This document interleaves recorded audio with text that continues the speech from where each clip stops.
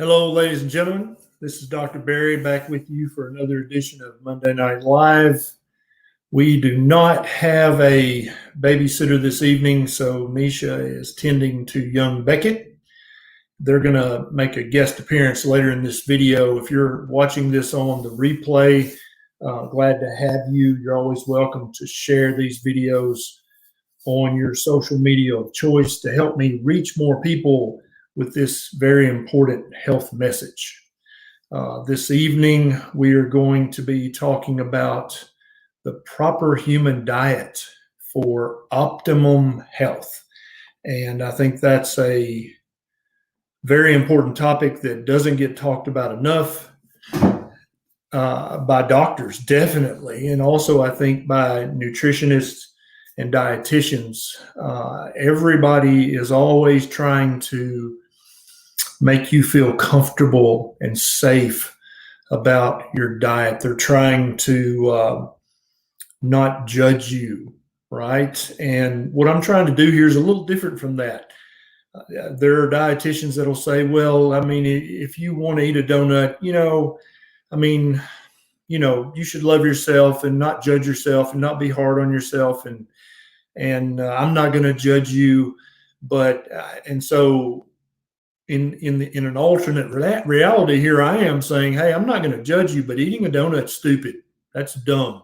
That's not going to do anything to improve your health, but it's actually going to harm your health. So I would strongly advise you not eat the damn donut. And so my strategy is a little different. My tactics are a little different. I might come across a little different, but I don't want it to ever come across that I don't care or that I'm judging you or that I'm trying to shame you in some way. This has nothing to do with guilt or blame or atonement. This is me trying to help you attain your optimum health. And in order to do that and do it in as quick a manner as possible, I have to be honest with you, right? I have to be sometimes bluntly honest with you, just like I am with myself quite often in the mirror and say, hey, dummy, what are you doing? That's dumb. Don't do that. And so just take comfort in knowing that when I talk to you like that, that's exactly how I talk to me. That's how I communicate. So I'm never being mean or disrespectful, I promise you. I'm just trying to help you understand this is a big deal. The food that you eat is important. It does matter every day, every meal, every bite matters in some degree, in some percentage. So if you currently have a primary care physician or a dietitian who's saying, well, you should eat the rainbow. You shouldn't deny yourself. Shouldn't deny yourself what? Disease? Well, you shouldn't, neglect you should take care of yourself. What, by eating slow poison? I don't get that logic. And so I'm not trying to trigger you. I'm trying to optimize you. Now, before we get started, please tell me where in the world you're watching from. What city, what state, what country? I said earlier, I'll say again, we don't have Pedro and Miss Solace with us this evening. And so Nisha is having to watch baby Beckett. He's in the middle of a nap.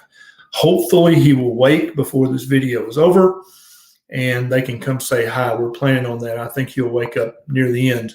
So you'll get a little bit of baby Beckett time. Don't worry. All right, let's see what's going on here. We've got San Antonio, Texas in the house. We've got, who else do we have here? Lexington, Tennessee. Hello, neighbor. Ogden, Utah, somewhere in Oklahoma. I don't know how to pronounce that. Atlanta. That's it. Nobody in another country, huh? There's Alberta. There's Canada. There's Cuba, Montana. We have a Cuba landing in Tennessee. So Franklin, North Carolina, Chandler, Arizona. All right. Oh, there's Cheshire, England. All right, guys. So let's talk about this. It's very simple. Human beings are a low carbohydrate mammal by design. We are designed or evolved to eat a low carbohydrate diet. We are made to eat and digest lots of fatty meat. We can digest vegetables and plants. Some of us don't do well at that. Others of us seemingly do okay with plants. Some of us can eat nuts and seeds and cheese to our heart's content and put a little bit of coffee in our heavy whipping cream. Others have to not eat any of that stuff and just stick to almost exclusively fatty meat. This is a spectrum. The proper human diet is a spectrum. It's not a single diet for everyone. I've had a guy on Twitter today saying that you're just trying to advocate a single diet for everyone. No, I'm not. I've said hundreds of times that the proper human diet is a spectrum of a diet. There we go. So over here, you might be pure, strict carnivore. You only eat fatty, red, ruminant meat and drink water, maybe use some salt, and that's it. That's your diet. And if you stray from that, your chronic diseases start to flare up. All the way over to the other side, there are some of us who can eat an ovo-lacto pescatarian. So a vegetarian diet, lots of green veg with nuts, and add a few fish, add some eggs, add some cheese, and that's the perfect diet for you at this point in your journey. And I think that's important to kind of harp on for a second, is this point in your journey. That's actually important.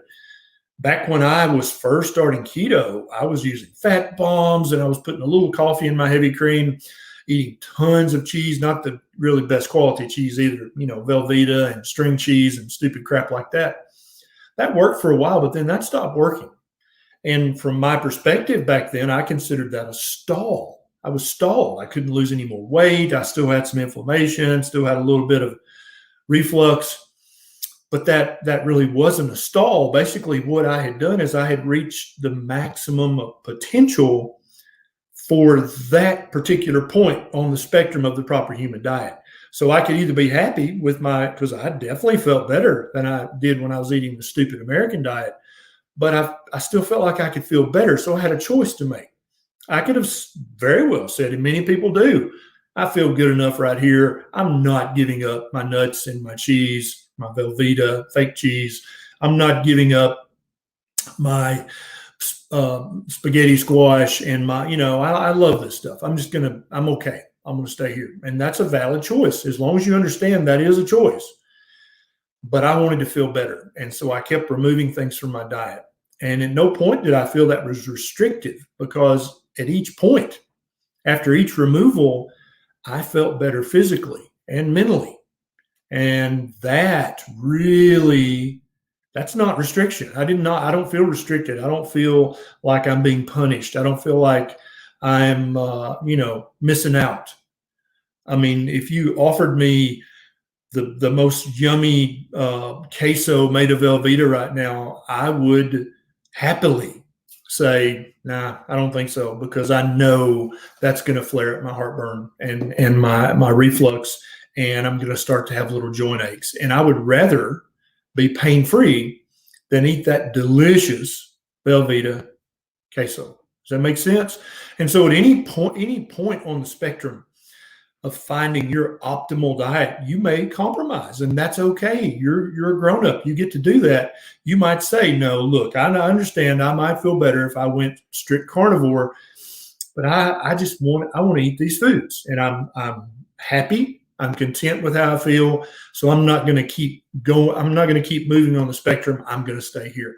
And I think that's that's rational. We all get to make decisions like that every day where we compromise, right? Geek Speak says, any recommendations to help people with the psychological struggles of zero carbon carnivore? I'm weeks in and feel great. I only had 2 rough days.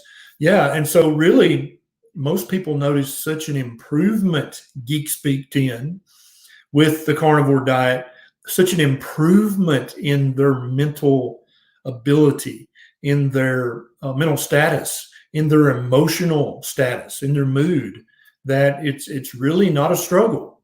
And I've had hundreds of carnivores reach out to me and tell me, I used to take 1, 2, or 3 medications for my mental health, and now I don't take any, or I take one at half the strength it was before. So, for some people with really severe carbohydrate addiction, it's a struggle to break that addiction. But any addiction is hard to break, right? Whether it's caffeine, nicotine, or a stronger addiction, they all suck when you have to break that addiction. But if you're eating processed carbohydrates, and for some of us, even the ground up nut flours like almond flour are a little bit too much highly processed carbohydrate, and it can have addictive qualities for us. So I don't really consider it. I think the benefits of moving towards carnivore on the proper human diet spectrum virtually always outweigh any struggles that you might have.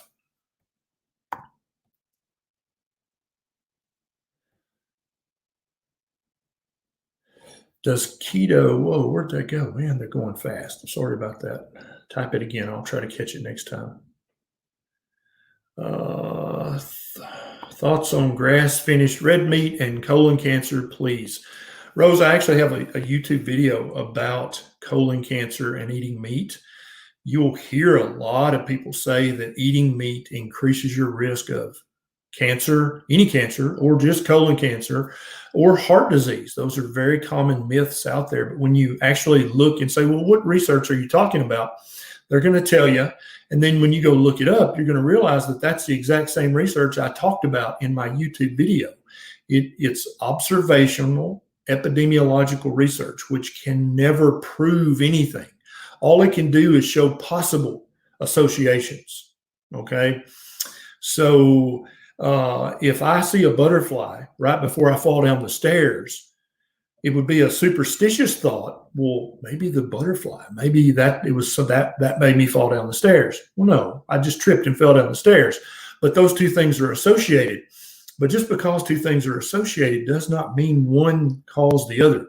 And all the research that they're using, Rose, is associational research. It does not prove anything. Even the stuff that the World Health Organization is talking about, when you actually look at the research, it's association. There is no causation proving research in the whole world. Never has there been a study that showed causatively that eating meat increases your risk of cancer. It's never been shown in any research. It's a myth. It's a fad currently to believe that in medical and nutritional circles. A lot of people believe it. Millions of people believe it. But there's no research that proves it, Rose. So stop worrying about that. Eat your meat. Rudy wants to know, is Topo Chico safe to drink? As far as I know, Rudy, I love Topo Chico. It's a sparkling water. For those of you who don't know, we like to drink Gerald Steiner, Topo Chico, San Pellegrino, Perrier. I love mineral water, sparkling water. And to my knowledge, Rudy, there's no danger from drinking it. All right, let's see what else is going on here, guys. Make an NMO video. What's NMO? Bill Kersey says, thank you for these videos. I've been carnivore since April and I'm doing well. What's the best way to get my wife off the SAD diet? Excellent question, Bill. So there's a lot of husbands who have that question. How can I get my wife to stop eating junk? And there are also a lot of wives who have that question. How can I get my stupid husband to quit eating junk? The answer is to completely fix your own health. Lead by example. So don't be sitting over there in the recliner with your beer belly sticking out, telling her she needs to eat carnivore. If you still got your beer belly, then it's not time to be giving advice yet. You just take care of you and don't judge her. Let her eat what she wants for now, because eating anything for a month or two is not going to be the end of the world. But as she sees your belly go away, and as she sees your love handles go away, and as she sees you mentally and emotionally get sharper and clearer and better and more dependable and a better memory that you actually remember to pick up the dry cleaning, she's gonna notice that. Trust me, she'll notice that. Okay. And when you've made enough improvement in your personal, physical, and mental health, she's gonna come around. We've got 3 teenage daughters, one in her early 20s now, and 2 out of the 3 are now keto or ketovore, almost carnivore, because they've seen Nisha and I have amazing results. And we're still working on that other one. Thank you, Tanya, for that super chat. Thanks so much for the stars and the super chats, guys. It means so much when you reach out like that. Luke C says, fruitarian. I'm not sure. I wish you had typed me a complete sentence, Luke C. On a fruitarian diet, it is impossible for you to get the fatty acids that your brain and your nerves and the rest of your body need. There are essential fatty acids that you must have, and you can only get all of them in the proper ratios from eating meat, Luke. Sorry. Fruitarians also are very, very often not getting a complete amino acid profile. There are a list of essential amino acids. You have to get them from your diet. You cannot make them. Fruitarians are very, very often cachectic because they're very slender, they're very skinny, they have almost no muscle tone, and they almost always have a little belly pooch, even though they're very skinny. So they have central adiposity. They have fat in their liver and fat inside their belly, but they are very slender and bony and have no fat anywhere else. This is a very unhealthy lifestyle, not conducive to a happy life or a long life. Good question. What else we got here? Got that one. Blove212 says, how do you combat blood sugar dropping while going on carnivore? So, Blove, if you're not injecting any insulin into your body, which I doubt you are, then your liver can start to make glucose at a moment's notice. So if your blood sugar starts to drop, your liver is going to make glucose immediately. Within seconds, it's going to make enough so that your blood sugar does not drop to a dangerous level. Now, if you're a type 1 diabetic on insulin, or you were a type 2 diabetic on insulin, then you can have low blood sugars, but it's not because of the carnivore diet. It's because of the insulin. You injected too much, and then you didn't eat enough carbohydrates to match that. So that doesn't mean eat more carbohydrates. That means eat fewer carbohydrates and don't inject as much insulin. And that's why type 2 diabetics can get off insulin very, very quickly with a keto or a carnivore diet. John says, will a liver supplement break a fast? That's a good question. Liver supplements, if they're freeze-dried like ancestral supplements, they probably contain enough protein that they might meaningfully raise your insulin level, maybe. I don't know. I'm sure that hasn't been studied, but that's possible. I would take the liver supplements with your meal. That's what I would do, and that way you don't risk breaking your fast. Good question, John. Oh, please share. What are some safe veggies or fruit to eat for a strict carnivore? So, Chuck, a carnivore doesn't eat any fruits or veggies. And they've decided to do that either for the ultimate in fat loss, or they have an autoimmune condition that is such that when they eat fruits or veggies, they have a flare-up of their autoimmune condition.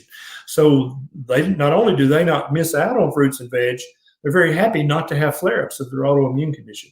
So most carnivores, they don't look for safe veggies or fruits because they don't need them, because they're getting all the nutrition they need from the carnivore diet.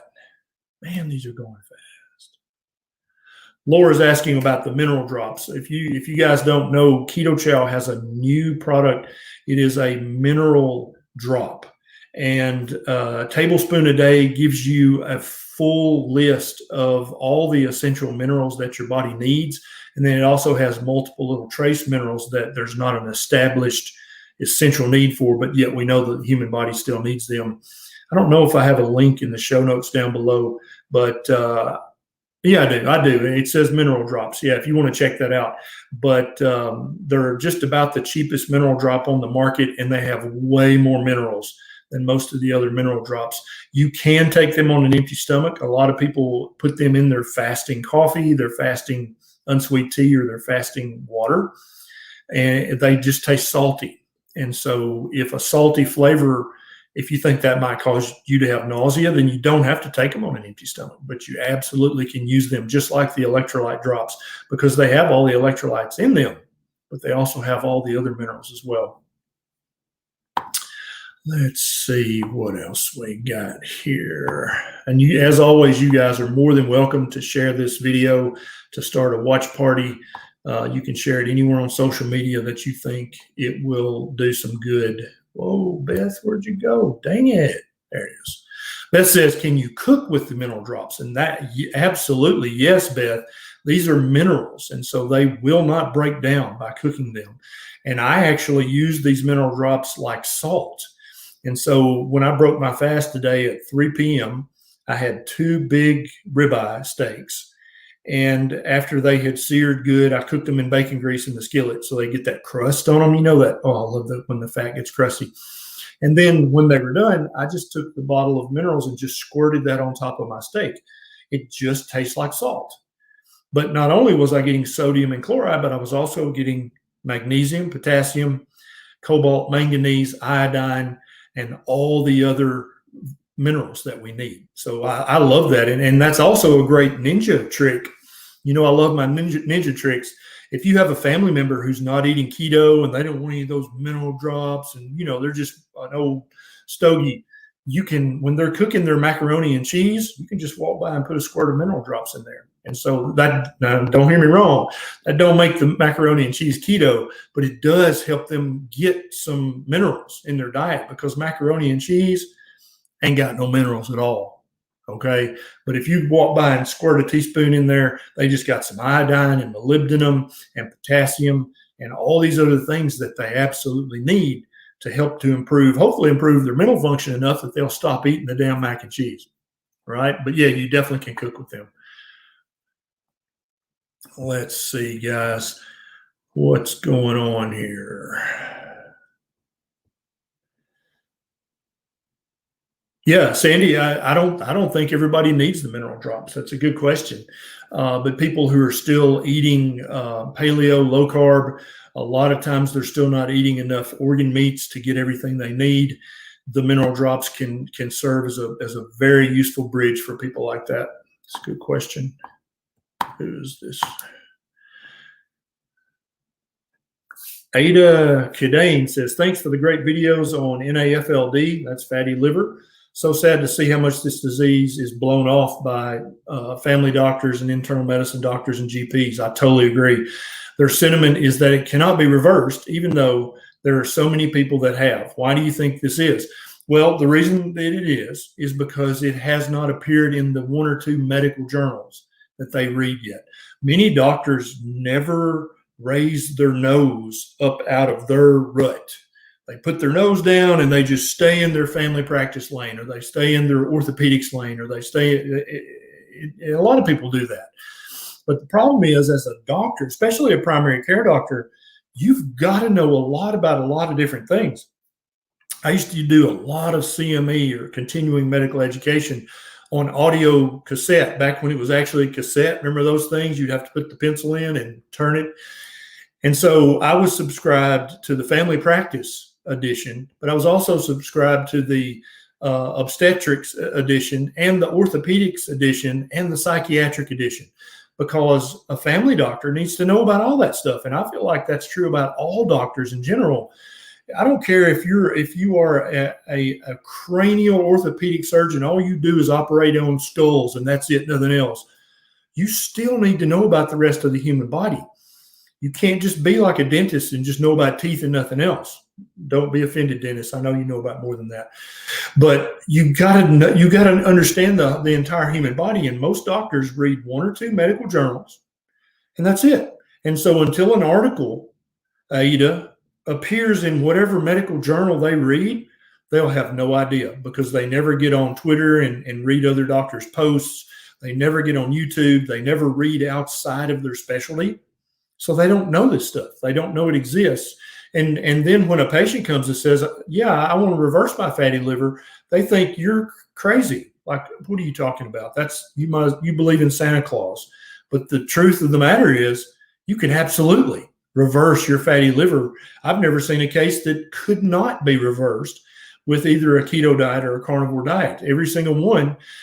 Some are reversed in a few days, some in a few weeks, some in a few months. All fatty liver is reversible if it's just NAFLD. Now, if you've got fatty liver and you're also drinking a fifth of vodka a day, that's part of the reason you have fatty liver. So you need to stop that too. Thank you for that super chat. All right, let's see what else is going on here. John Lee says he only misses Marlboro and Jack Daniels together. Okay, John Lee, what are you talking about?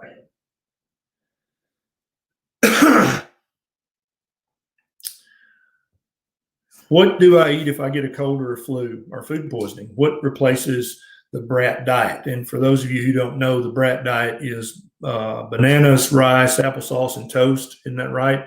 I never recommended that diet, even when I was a young and stupid doctor, because it makes no sense. Those are very complex foods that are going to irritate and stimulate your gut. If you've got a cold or a flu or food poisoning or a 2-day stomach flu, I recommend you fast. You don't need any food. Now, if you have such a low body fat percentage that you can see your blood vessels in your abdominal muscles, then you might need to not fast.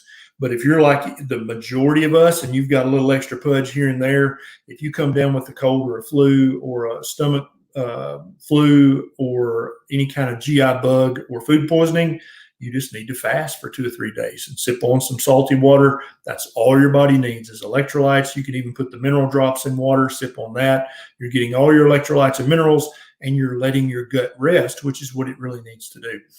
When you fast, you actually heal faster. So why would you want to eat bananas, rice, applesauce, and toast? I never have understood that, but a lot of doctors preach it big time.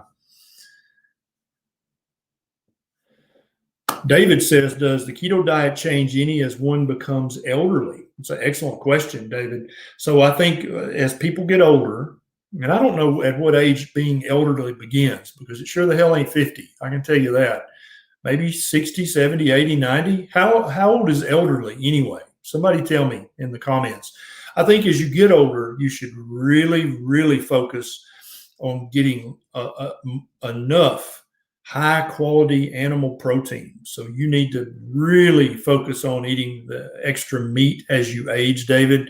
So if you're keto, if you're like I talked about earlier, if you're ovo-lacto-pescatarian, after the age of probably 40 or 50, to prevent you from losing muscle and losing bone density, you need to add red meat to your diet. You need to add ruminant meat so that you can get the ultimate source of protein that's in the universe that I know of.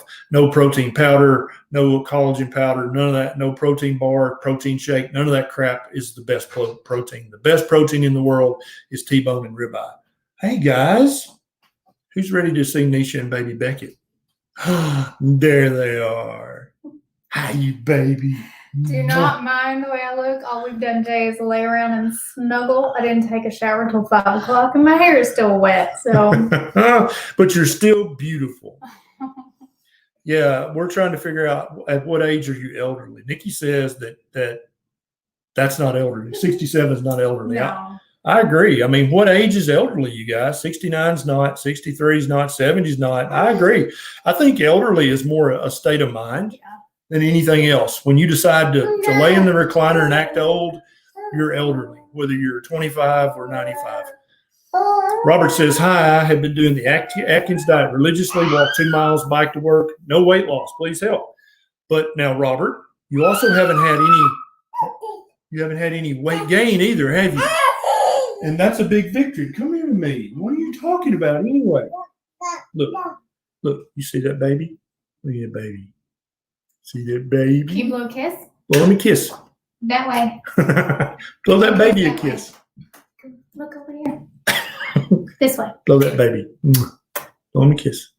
You just did it. There you go. So good. Good job. That's so good. Show him your muscle. He's still blowing kisses. Show him. Yeah, what about clapping? You want to clap? Can you clap? Yay. Very well done. He just woke up and ate, so he's doing pretty good. Good baby. Good baby. Let's see what else we got here. Thanks, Francis, for the super sticker. Thank you, Robert, for that. Gah. What? All right. Yeah, Beckett's pretty cute. He's way cuter than I am. I used to be that cute. I was that cute. He is pretty smart. Yeah, he eats lots of meat and eggs and cheese. Okay, good question from Bill. If you reverse insulin resistance, are you no longer diabetic? As in, you will react as normal to carbs. Now, this is a good question, Bill, because remember earlier in this video, I said human beings are by design or by evolution low carbohydrate mammals. Okay, Eating lots of carbohydrates is never appropriate. It's never normal. We were never supposed to eat a diet with 200 or 300 grams of carbohydrates in it per day, Bill. That's a fad that the big food corporations are happy to promote because they make billions of dollars selling you high carbohydrate foods. So the average human life was during the winter, you ate nothing but meat and maybe a potato you dug up or two all winter long, but you ate predominantly meat, fatty meat, lots of fat. And the same thing in the spring, and then same thing in the summer. And you might add some herbs and some green stuff in the summer because it's growing now, but the majority of your diet was meat.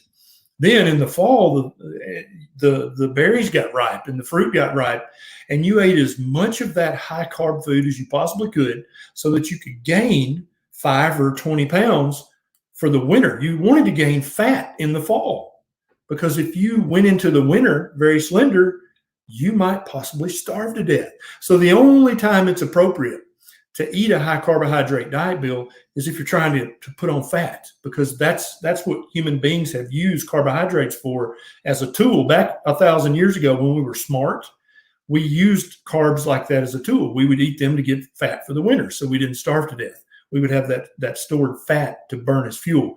But now that Kellogg's and Kraft and all these guys are in charge, Pepsi and Coke, they teach you, oh, you've got to eat lots of oats and whole grains. You got to eat lots of carbs. And so we've come to believe that's normal. And you can tell from Bill's questions, what he's trying to say is, can I reverse my insulin resistance and then go back to eating carbs as normal? But that's the problem, Bill. Eating lots of carbs like that is not normal. We've been brainwashed into thinking that's normal. That's a great question. Thank you for that. Yeah, Beckett's pretty smart. I'll tell you what. What else is going on? Eva says she wants me as her doctor. Some doctors around here where I live have 0 sense. I'm not that far from you. Eva, honey, I've met lots of doctors in my life, and a whole bunch of them don't got no sense. And it's not that they're not smart. It's that they've lost their curiosity and they've lost their desire to learn. A doctor that's worth a damn is going to be a lifelong learner. They're always going to be learning about this new procedure and that new drug. But also, if there's a lot of tussle on Twitter about some new diet that's reversing fatty liver, you can guarantee that a good doctor, a smart doctor, is going to be looking at that going, what? What are they talking about here? Keto? Let me Google that. What is keto diet reverses fatty? That's what a good doctor does, Eva. A lot of doctors get bored. They get in a rut. They lose their curiosity. And so when a patient like you comes in and says, hey, I reversed my fatty liver with keto, they're not even curious about that. I mean, what doctor wouldn't be like, what? You did what? I thought, what? But that they've just lost that. And so hopefully with enough patients like you going to your doctor and saying, hey, you haven't heard of that? I mean, what do you do when you go home? Do you just play golf and watch CNN? You don't read?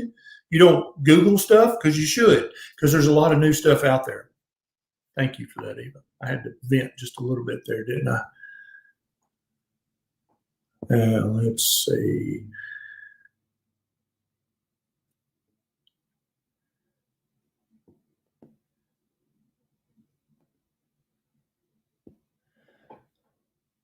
Yeah, there's a good question. I actually have a YouTube video about hair loss on the keto diet. So Brenda said, lost a lot of hair. Is this due to the rapid weight loss? 100% yes, Brenda. It is well known for weight loss surgery doctors, bariatric surgeons, and anybody who helps people lose a lot of weight, there is always going to be some hair loss with that, regardless of the diet. I could lock you in my barn and just feed you lettuce and water. You would lose weight fast. right? But you would have a ton of hair loss because not only are you losing weight really fast, but also the diet I'm feeding you is not nutritionally adequate. There's no amino acids and fatty acids in that diet for you to build new hair follicles with. And so, in my experience, if you're losing a lot of weight on keto, you will have some hair loss. But the hair loss I see from keto is not nearly the degree of hair loss that I saw for somebody who had a Roux-en-Y gastric bypass. They lose hair like literally it's handfuls of hair for months. But the problem is it very often never really grows back as thick and full as it could, because their stomach's so tiny now because it's been stapled shut or chopped out. They can't eat enough food to get enough good nutritionally, and so they always have thin hair. Whereas what I see with the keto diet, Brenda, is after a few months, the hair loss stops and then the hair regrowth begins. I wish Nisha was in here now. I would show you her baby hair. Another time when women lose a lot of hair is after childbirth. The first few months after childbirth, women can lose a ton of hair. And Nisha did, but because she's a ketovore, which means she eats keto with just almost nothing but meat, she's got these tufts of baby hair that are 3 inches long. I measured them yesterday. And they started right after she stopped losing hair. And now, I mean, it is the thickest. She's getting, when her hair grows back out, she is going to have a head of hair that she could be the girl in the circus who they, hold by a rope by their hair and swing them around. She's going to have so much hair. So the beautiful thing about keto is if you lose rapid weight, you will lose some hair. I've got a YouTube video you can watch that explains in detail. And there's actually, I posted links to research showing that anybody who loses a lot of weight is going to lose hair. That's a normal physiological reaction. But with keto or carnivore, you're getting all your amino acids, you're getting all your fatty acids, you're getting all your vitamins and minerals. Therefore, you're going to start growing back a beautiful, thick, luxurious head of hair much quicker than somebody who's eating a nutrient deficient starvation diet like Weight Watchers or Jenny Craig. And then also you're going to be able to eat full portions without gaining fat back because you're eating the proper human diet. And eating those full portions, you're going to get plenty of vitamins and minerals that'll help you grow beautiful, sexy hair. Thank you, Anita Allen. Thank you very much. Let's see if I've answered. Scuba Girl TL says, do you still see patients in private practice? If so, are you taking new patients or privately coaching? Scuba Girl TL, right now, I have a very, very tiny, limited private practice, and I'm not taking new patients.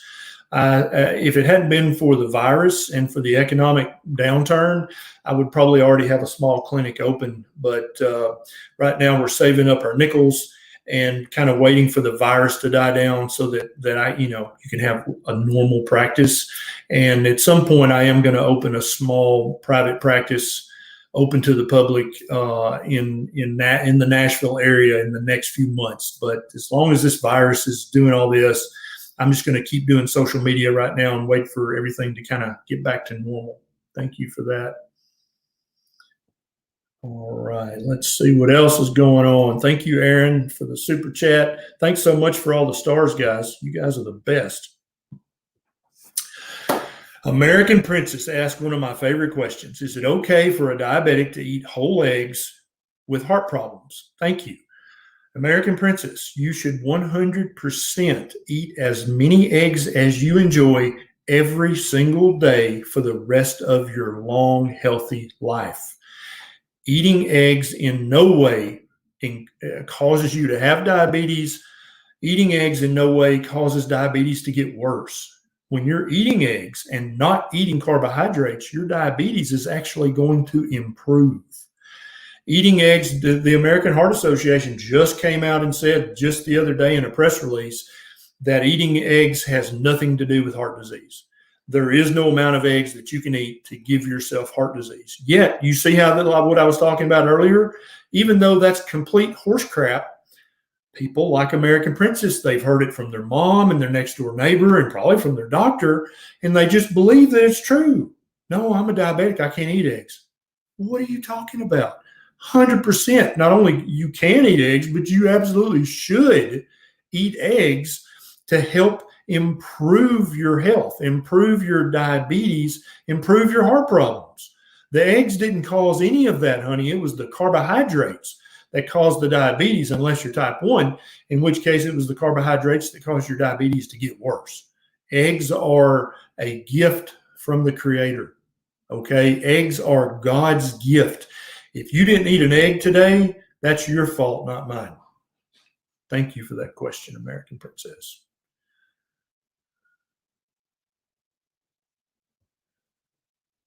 Hey, Sean said, smash that thumbs up button. That's right. Smash the thumbs up. All right. Claire says, can you discuss how to stop dizziness while intermittent fasting? Yeah, good question. Some people have dizziness when they fast. Now, if you're on any prescription medications, it's probably the combination of the prescription medicine and you fasting. It doesn't mean the fasting's bad for you. It means it's probably time to stop the medication or go have a conversation with your doctor. Very often people taking blood pressure medications. Fasting is amazing at lowering your blood pressure, and fasting is absolutely part of the proper human diet. But if you're on blood pressure medicines that lower your blood pressure, when you're fasting, your blood pressure is going to go down because you're fasting. Fasting is great for high blood pressure. So what you wind up with is your blood pressure is too low. It doesn't mean you shouldn't fast. It means that now that you know about the power of fasting, you can go back and talk to your doctor and say, hey, Bubba, I don't think I need this pill anymore because last time I was fasting, I got dizzy and I checked my blood pressure and it was 80/40. I think I don't need this pill anymore. And if the doctor says, well, you need to stop fasting and keep taking this pill, then you, my friend, need a new doctor. But if your doctor says, well, we'll try a trial without the blood pressure pill, check your blood pressure at home and make sure it's looking good and let me know, that's the sign of a good doctor. So you're going to keep that doctor and you're going to stop the blood pressure pill. Don't throw it away. Just put it up. And then check your blood pressure twice a day and write it down for your doctor like a good patient should. That's a good health partnership. That's how it should be. So, so the other two reasons is if you're not getting enough salt in your diet, you could get dizzy, lightheaded, or if you're not getting enough electrolytes, you could get lightheaded or dizzy, or if you're not getting enough of some of the minerals, you could get lightheaded or dizzy when you fast. I don't think it means fasting is dangerous or bad for you or that you should not fast. I think that it means you need to just mind your salt, mind your electrolytes and minerals, and make sure that you're not taking a prescription medication that might lead to the dizziness. Thank you for that, Claire. Good question. Kevin Phillips says, please explain if and why straight alcohols, whiskey, vodka, are bad for losing weight. So, Kevin, I don't love vodka. I really like vodka, and I really like whiskey. I like Gentleman Jack whiskey, and I like Tito's vodka, and I like Hendrick's gin. But when alcohol is poison, Kevin, I'm sorry. It's just a fact. There is no ifs, ands, or buts about that. When you look at the human physiology, any amount of alcohol is poison. Now, having one mixed drink with one shot of whiskey and a non-calorie mixer, is that going to kill you? No, it's not that strong of a poison. But what it does is it makes your liver pause the making of ketones. Your liver just says, oh my God, we've been poisoned. And so your liver basically pauses everything and is having to deal with getting the alcohol metabolized and get it out of your system, get it broken down, getting the formaldehyde and the ammonia that are created out of your system so your kidneys can pee them out. So in the process, your liver's not being able to make ketones. It's not being able to make glucose, which is important. You want your liver to make some glucose. And this one, alcohol is just not healthy. But you understand, I'm not a teetotaler. I'm telling you, I love Gentleman Jack whiskey. I like it. I don't love it. That just sounds bad to say, right? But I like it. And every now and then, Nisha and I'll have a mixed drink. But I understand that this is poison. This is not good for me. And so what I'm guessing, Kevin, is you like to have a drink or two every day. That's going to slow down your fat loss. It's going to slow down your autophagy. It's going to slow down all those things. Now, it's very possible to continue burning fat and losing weight if you're like doing Atkins and with alcohol, or you're doing keto or even carnivore with alcohol. That's possible. You can continue to lose fat. There's no doubt. The original Banting diet, I don't think he was a doctor. He was an undertaker. Yeah. He recommended eat lots of fatty meat and drink alcohol several times a day. He actually thought there was magic in the alcohol. There's not.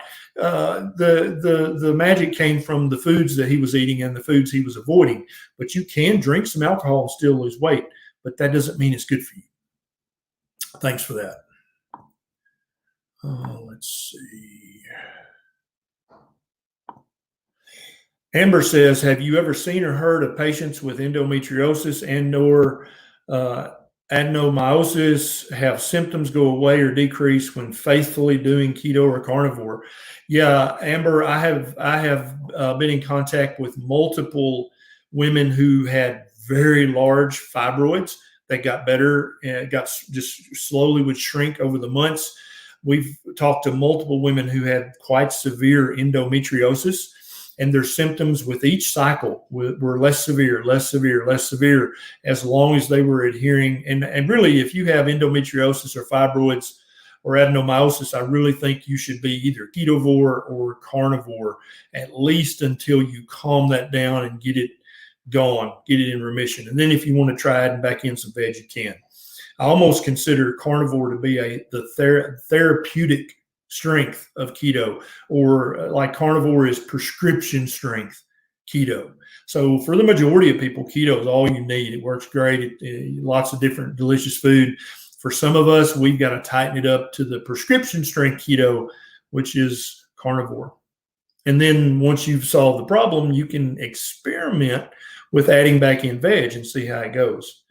Joanna says, should I be counting net carbs or total carbs for a keto diet? Now, this is a brilliant question, Joanna. Thank you for that. If you are currently counting net carbs and you're burning fat, you're losing weight, you're getting healthier, your inflammation's getting better, then keep doing that. If, however, you're counting net carbs and you've stalled, your healthy conditions are not improving, you're not feeling better, the scale's not moving, then you need to convert and count total carbs. Most people find that counting total carbs is easier. You don't have to do all the fiber manipulation. And then secondly, food manufacturers, they use net carbs to trick you.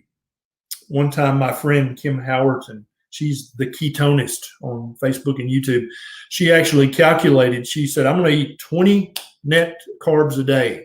And she was able to get 115 total carbs into a 20 net carb day. Understand? And so you think, oh, I'm eating 20 net, that's good, but you might be eating 100 total grams. And all the big food manufacturers will tell you fiber doesn't count. You don't have to count that. Yeah, fiber is partially digested in your small intestine and does contribute to the carbohydrate load. It's not 4 calories per gram like just a regular carbohydrate is. It's anywhere from 1.5 calories per gram up to, some of them are 3 calories per gram. The chicory root fiber and oat fiber and corn fiber, those things are 2 to 2.5 calories per gram of carbohydrate. So if you're going to do net carbs, then you need to count the fibers at least 0.5 gram of carbohydrates, because they absolutely are partially broken down in your small intestine. I think it's easier to count total carbs. But what's going on, Joanna, is there's keto bread now, there's keto cookies, there's keto milkshakes. The keto is becoming very popular. And so everybody's going to put keto in front of their thing. And they're going to hide all the sugar and fiber they can in there and try to keep the net carbs under 20. And it's going to be full of junk. Then also they're going to put wheat in there, which is absolutely inflammatory to the human body. Eating wheat's better than starving, but no way you'll ever get your optimal health eating wheat. But if there's wheat in the keto bread, but it's still under 20 grams, is that okay to eat? No. You have to mind your carbs, but you also have to mind the ingredients and the contents of what's in there and how that's going to affect your body. So if you're not stalled, Joanna, keep doing what you're doing. But if your health improvement is stalled or your weight loss is stalled, you need to start counting total carbs and keep it under 20 total carbs a day. Great question. Thank you for that. Let's see what else we got. Thank you, Blue Deckert, for the super chat. Oh, thank you guys for the stars. Let me see. Oh, yeah, great question. Cass says, can persons who have had pancreatitis more than once safely do keto or carnivore? The keto diet and the carnivore diet are the safest diets a human being can eat. They are in no way dangerous. The ketogenic diet and the carnivore diet are the proper human diet. There is nothing dangerous about them. They do not stress your body. They are not hard on any of your organs. They are the best diet for all of your organs. If so, for whatever reason you had pancreatitis in the past, whether it was alcohol, whether it was too much fructose, which can cause pancreatitis and kidney stones and gallstones, or you just ate too many total carbs, that's what caused your pancreatitis, unless you have a specific medical condition or genetic condition. Eating fatty meat will never cause you to have pancreatitis. That is proper human food. So don't be afraid of keto or carnivore. If you've had pancreatitis, yes, you can do keto. If you don't have a gallbladder, yes. If you don't have a thyroid, yes. If you've had gastric bypass, yes. Whatever medical condition you're about to ask me, can you do keto? I want to ask you a question. Are you a human being? If your answer is yes, then you can eat the proper human diet. Thank you for that, Cass. Let's see. We've got time for a few more questions.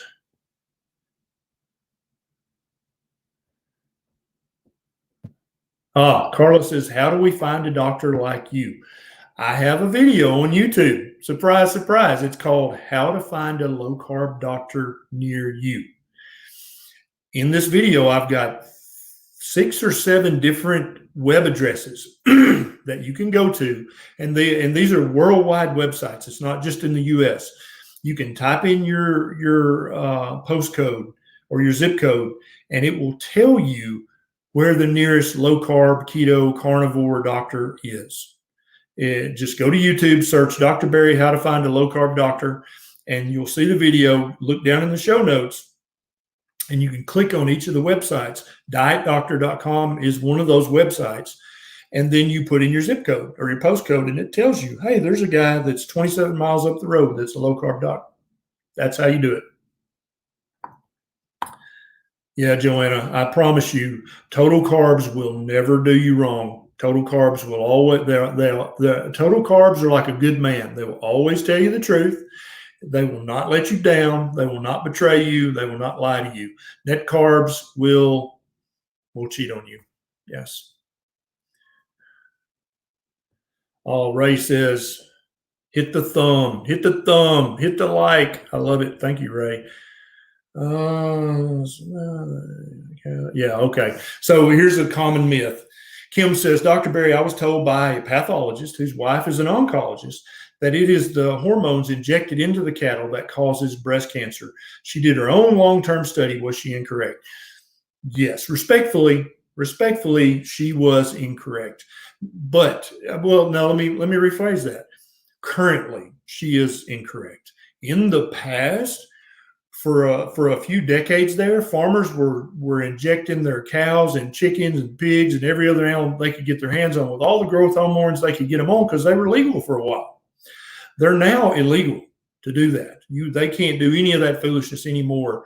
And even in the feedlots, which I'm not a fan of, I'll be glad when enough of us are buying local meat from local farmers and butchers that the feedlot owners can starve to death and get a job. That'd be fine with me. But even in the feedlots, they can't just willy-nilly give the cows and pigs and chickens antibiotics and growth hormone. They can't do that stuff anymore. The federal government has outlawed the majority of that. So it's not as bad as it used to be, Kim. Now, 20 years ago, yes, she was absolutely right. It might have increased the risk of breast cancer or other cancers, but all that stuff has been done away with now. All right, what else we got here? Yeah, stop sticking needles in those chicken butts, 100%. Oh, okay, here's a great question I'd like to address. Okay, Claire says, do saunas help? Yes. Getting sweaty in a sauna is amazingly healthful. Lots of health benefits from sweating in a sauna. But for those of you who are in my boat who can't afford a damn sauna, and you're like, well, I guess I'm screwed. I can't afford a sauna. Dr. Berry says it's really healthy. Guess what? It's not just sweating in a sauna that's healthy. It's any sweating. Okay. Anytime you're sweating, you can add, there are some toxins in our body, some heavy metals and stuff that you actually excrete 4 or 5 times faster in sweat than you do in urine. You will urinate out whatever it is very slowly, but when you sweat, it really comes out a lot quicker. Sweating is very good for getting rid of any kind of heavy metals or other things that your body has an overbuildup of. But it doesn't have to be in a $10,000 sauna. You don't have to get a gym membership and go to the sauna. You can literally just go outside and mow the yard in the sun. So you be sweating, right? That's sweat. A good thing you could do in the house I used to live in is just pull down the attic stairs and go sit up in the attic for about 10 minutes because it was about 140 degrees up there.